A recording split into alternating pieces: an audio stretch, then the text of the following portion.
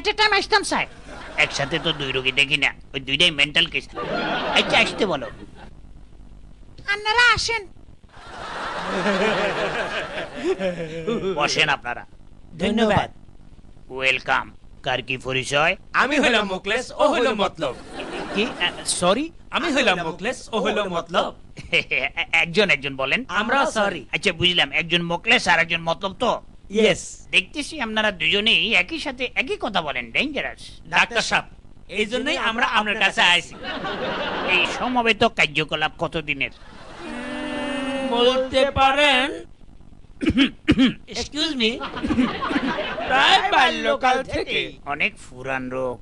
জি জি। যমজ মানুষ, যমজ মাথা, যমজ পশু দেখছি, কিন্তু এই যমজ কণ্ঠ প্রথম দেখলাম। কি চিকিৎসা দেব? ওইটাই আপনাকে বাইর করতে হইব। শুধু তাই না, অন্যকে চিন্তা করে সেটাও আমরা বলে দিতে পারি। কি বুঝলেন? এখন ভাবতেছি আপনাদের কোনো চিকিৎসা করাবো নাকি নতুন কোনো কাজে লাগাবো। বোঝেন আমরা কি জিনিস? শোনেন, আমাদের দেশে যে হারে গলাবাজি হয় তাতে এক গলায় আর পোষায় না। ভাবতেছি এই গলাবাজিতে যমজ গলা চালু করবো কিনা। রাজি? না, কথা নয়, কাজ ভালো বাসছি, তাই তো আমরা আপনার কাছে আসছি।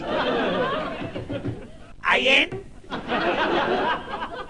সরি, বিরক্ত করলাম। স্যার, দূরবে আপনার জ্যাঠাতো ভাইয়ের বউভাত যাইতেন না? জামু, তবে আমি এখন সমবেত কথার মধ্যে আছি, কোনটা কার কথা বুঝতেছি না, পরে আসিও। আচ্ছা স্যার।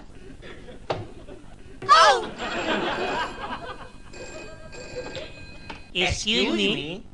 হ্যালো হ্যালো, আম্বিয়া। হাসান, যেই জাম তাতে ফোনে ছটার আগে তো আইতাম হাইতাম না।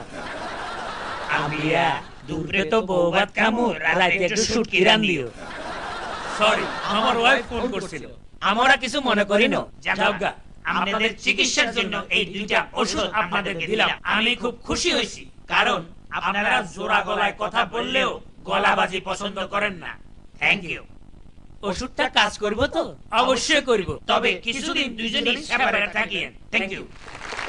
দর্শক মন্ডলী, এই তো কিছুদিন আগে উদযাপিত হলো পল্লী